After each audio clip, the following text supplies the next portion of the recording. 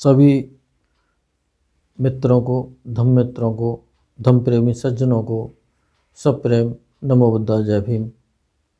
बौद्ध भारत में आपका स्वागत है।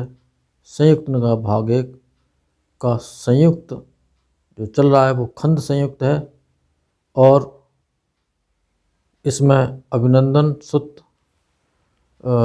जो वर्ग चल रहा है, भार वर्ग चल रहा है और इसका जो 8वां सूत्र है अभिनंदन सूत्र, अभिनंदन से दुख की उत्पत्ति। हम इसको देखते हैं भगवान ने क्या कहा है। श्रावस्ती, भिक्षुओं, जो रूप का अभिनंदन करता है वह दुख का ही अभिनंदन करता है। जो दुख का अभिनंदन करता है वह दुखों से मुक्त नहीं हुआ, ऐसा मैं कहता हूँ। वेदना, संज्ञा, संस्कार और जो विज्ञान है इनका अभिनंदन करता है वो दुखों से मुक्त नहीं हुआ, ऐसा ही भगवान ने बताया। भिक्षुओं, और जो रूप का अभिनंदन नहीं करता वह दुख का अभिनंदन नहीं करता है। जो दुख का अभिनंदन नहीं करता है वह दुख से मुक्त हो गया, ऐसा मैं कहता हूँ। इसी तरह से वेदना, संज्ञा, संस्कार, विज्ञान इनका अभिनंदन नहीं करता है वो मुक्त हुआ, हो गया, ऐसा भगवान ने बताया है। 9वां सूत्र है उत्पाद सूत्र, रूप की उत्पत्ति, दुख का उत्पाद। श्रावस्ती, भिक्षुओं, रूप के जो उत्पाद, स्थिति, पुनर्जन्म और प्रादुर्भाव, रूप का होना है, वे दुख के उत्पाद, रोगों की स्थिति और जरा मरण के प्रादुर्भाव हैं। यानी कि जरा मरण, दुख, ये सब उत्पन्न होना होता है। वेदना, संज्ञा, संस्कार, विज्ञान इन सब के उत्पाद की स्थिति और जरा मरण के लिए प्रादुर्भाव हैं, इसी के लिए वो उत्पन्न होते हैं। भिक्षुओं, जो रूप का निरोध, विपशम तथा जरा मरण का अस्त हो जाना है। वेदना, संज्ञा, संस्कार, विज्ञान, यानी कि रूप से लेकर के वेदना, संज्ञा, संस्कार और विज्ञान, इसमें इनका जो निरोध हो जाता है, इनका जो निरोध कर लेता है वो उसका जरा मरण अस्त हो जाता है, क्योंकि वो व्यक्ति इस आवागमन से हट जाता है, परम सुख निर्वाण की प्राप्ति कर लेता है, इसीलिए उसके दुख अस्त हो जाते हैं, जरा मरण अस्त हो जाता है। अगमूल सूत्र, दुखों का मूल। श्रावस्ती, भिक्षुओं, दुख के विषय में उपदेश करूंगा तथा दुख के मूल के विषय में उसे सुनो। भिक्षुओं, दुख क्या है? भिक्षुओं, रूप दुख है, वेदना दुख है, संज्ञा दुख है, संस्कार दुख है, विज्ञान दुख है, इसी तरह इसी को दुख कहते हैं। ये पांचों चीज़ें, पांचों उपादान, इनके प्रति अगर चिपका हो जाए, इनको मैं मेरा हम कहने लग जाएं, ये रूप मेरा, ये संज्ञा मेरी, ये संस्कार मेरा, विज्ञान मेरा, इस तरह से हम कहने लग जाएं तो इसी से दुख उठ खड़ा हो जाएगा।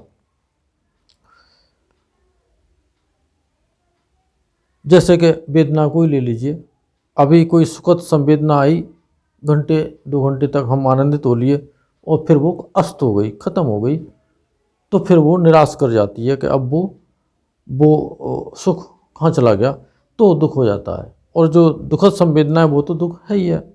इसी तरह से संस्कार, विज्ञान और ये सब उसी तरह से होता है।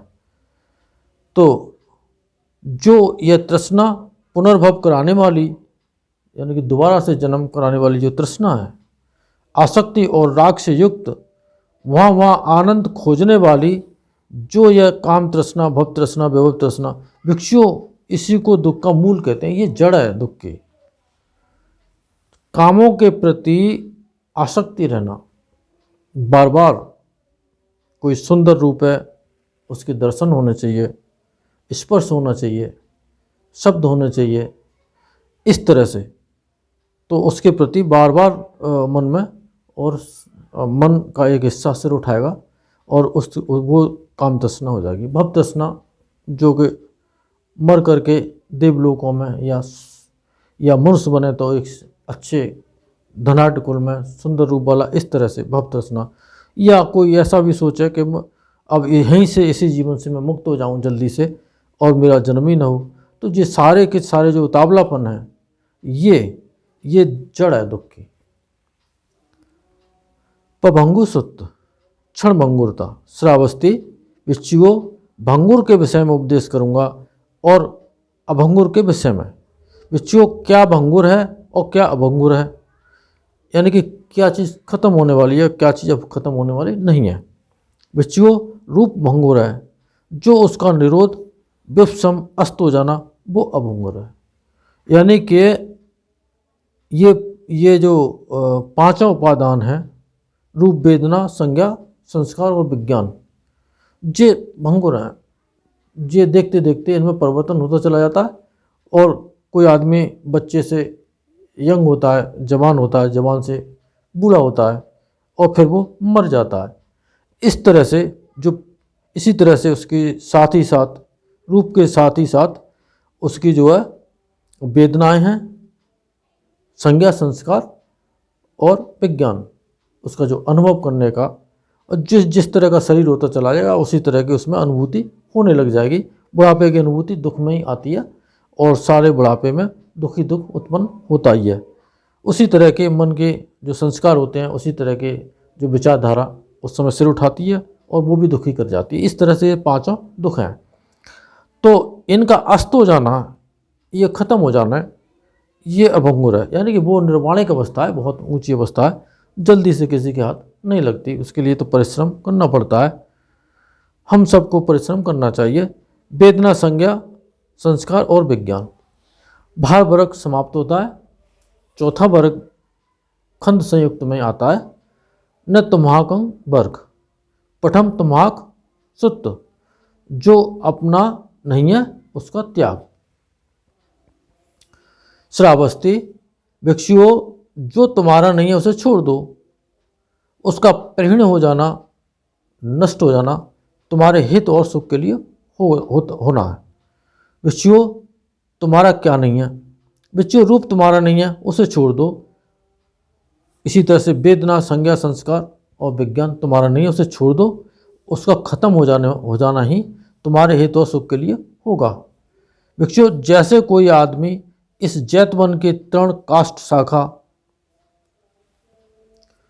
श्रावस्ती की घटना है तो जैतवन के पत्ते लकड़ी और शाखाएं पेड़ों की, है ना, और पत्तों को ले जाए या जला दे या जो मर्जी करे, तो क्या तुम्हारे मन में ऐसा होगा कि ये आदमी हमें ले जा रहा है या जला रहा है या जो मर्जी कर रहा है? नहीं बनते। सो क्यों बनते? क्योंकि यह हमारा आत्मनीय नहीं है, न तो ये मेरा है और न इस पे मेरा अपनापन कुछ है। भिक्षु इसी तरह रूप तुम्हारा नहीं है उसे छोड़ दो, उसका परिहीन हो जाना तुम्हारे हित और सुख के लिए होगा। वेदना संज्ञा संस्कार विज्ञान भी तुम्हारा नहीं है उसे छोड़ दो और उसका परिहीन हो जाना तुम्हारे हित और सुख के लिए होगा। द्वितीय न तुम्हाकं सुत्त, जो अपना नहीं उसका त्याग।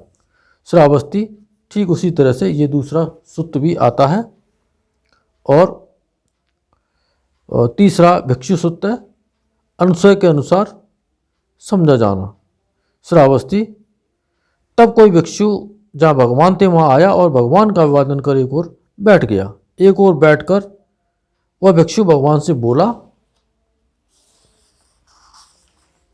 बनते भगवान मुझे संक्षेप से धर्म उपदेश करें कि मैं भगवान के धर्म को सुनकर अकेला एकांत में अप्रमत्त संयमशील तथा प्रहितात्म होकर विहार करूं, इंडिपेंडेंट, और मैं विहार कर सकूं। हे भिक्षु, जिसका जैसा अनुसार रहता है वह वैसा ही समझा जाता है, जैसा अनुसार नहीं रहता वैसा नहीं समझा जाता है। भगवान समझ गया, सुगत समझ गया। हे भिक्षु, मेरे इस संक्षेप से कहे गए का तुमने विस्तार से अर्थ कैसे समझा? भन्ते, यदि रूप का अनुसय होता है तो वह वैसा ही समझा जाता है यदि वेदना का संज्ञा का संस्कारों का विज्ञान का। भन्ते, यदि किसी को रूप का अनुशय नहीं होता है तो वह वैसा नहीं समझा जाता है, यदि वेदना का, संज्ञा का, संस्कारों का, विज्ञान का। भगवान के इस संक्षेप से कहे गए का मैं ऐसे ही विस्तार से अर्थ समझता हूँ। ठीक है भिक्षु, ठीक है, मेरे इस संक्षेप से कहे गए का तुमने ठीक में विस्तार में अर्थ समझ लिया। मेरे इस संक्षेप से कहे गए का ऐसे ही विस्तार से अर्थ समझना चाहिए। तब वह भिक्षु भगवान के कहे का अभिनंदन और अनुमोदन कर आसन से उठ भगवान का अभिवादन और प्रदक्षिणा कर चला गया। तब वह भिक्षु ने अकेला एकांत में अप्रमत्त कहते हैं अप्रमादी, जिसे मनोरंजन की नहीं सूझे, मनोरंजन की रुचि उसको न हो, वो प्रमत्त, संयमशील, पूरी तरह से इंद्रियों पर उनको खींच करके, और प्रहितात्म यानी कि स्वयं इंडिपेंडेंट हो विहार करते हुए शीघ्र ही ब्रह्मचर्य के उस अनुत्तर अंतिम फल को इसी जन्म में स्वयं जान, देख और पा लिया, जिसके लिए कुलपुत्र श्रद्धा से सम्यक घर से बेघर हो प्रवज्जित हो जाते हैं। जाति क्षीण हुई, ब्रह्मचर्य सफल हो गया, जो करना था सो कर लिया, अब और कुछ बाकी नहीं रह गया, ऐसा जान लिया। वह भिक्षु अनंतों में से एक हुआ। अब ये है कि थोड़े से ही भगवान ने धर्मोपदेश किया और थोड़े से करते ही और वो पूरा विस्तार पूर्वक उसका समझ गए और ध्यान करने लगे और अनंत अवस्था को पहुंच गए। ये ऐसा कोई चमत्कार नहीं है, वो पके हुए लोग थे, उनकी पुण्य पारमिताएं जन्म जन्मांतरों से पूरी हुई थीं। बस उन्हें भगवान की वाणी पे, भगवान से धर्म इतना सुन करके ऐसे उन्होंने कभी संकल्प लिया होगा कि मैं भगवान के सामने उनसे धर्मोपदेश सुनूं और तब मैं अनंत अवस्था को प्राप्त करूं। ऐसे सत्व जब धर्म संकल्प कर लेते हैं तो वो जब तक अनंत अवस्था को प्राप्त नहीं होते हैं, जब तक सम्यक संबुद्ध उनके सामने नहीं होते हैं। और जब सम्यक संबुद्ध होते हैं तब उनके सामने निश्चित तौर पे उनके पुण्यों के फल से आते हैं और थोड़े से ही सुन करके और वो अपना काम पूरा कर लेते हैं। लगता तो ऐसा है कि ये तो हाल हो गए, और किसी को कई जन्म लग गए, कोई जाने कब से इस लाइन में चला रहा है और नहीं हो पा रहा है, समय लग रहा है, और सारे जीवन भर साधना में निकाल दिए लेकिन वहाँ तक नहीं पहुँच पा रहे हैं। तो ये पुण्यों की कमी है। तो पुण्यों का इकट्ठा करने का जरिया आप जानते हैं, 10 पारमिताओं को पूरा करना होता है।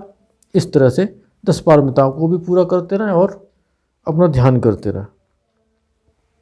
जो ध्यान नहीं करते हैं उस वाणी को जरूर सुने, सुन करके कभी न कभी तो उनमें सम्यक जागेगा और ध्यान करेंगे, और ध्यान करेंगे तो उसका लाभ उनको मिलेगा। द्वितीय भिक्षु सूत्र, अनुशय के अनुसार मापना। श्रावस्ती, कोई भिक्षु जहाँ भगवान थे वहाँ आया और भगवान का अभिवादन कर एक ओर बैठ गया। एक ओर बैठ कर उस भिक्षु ने भगवान से बोला, बनते भगवान मुझे संक्षेप से धर्म का उपदेश करें कि मैं भगवान के धर्म को सुनकर अकेला एकांत में अप्रमत्त, संयमशील और प्रहितात्म होकर के विहार करूं। हे भिक्षु, जिसका जैसा अनुताप रहता है वैसा ही मापता है, जैसा मापता है वैसा ही वह समझा जाता है। और ठीक ऊपर के सूत्र की तरह से और उन्होंने भी भगवान के संक्षेप में कहे का अर्थ जान लिया और एकांत में जा करके और वो ध्यान करने लगे, और ध्यान करके करते करते वो अनंत अवस्था को पहुंच गए। इन सत्य वचनों से आप सबका मंगल हो, भला हो, कल्याण हो, संसार के सारे प्राणी सुखी हों। साधु साधु साधु।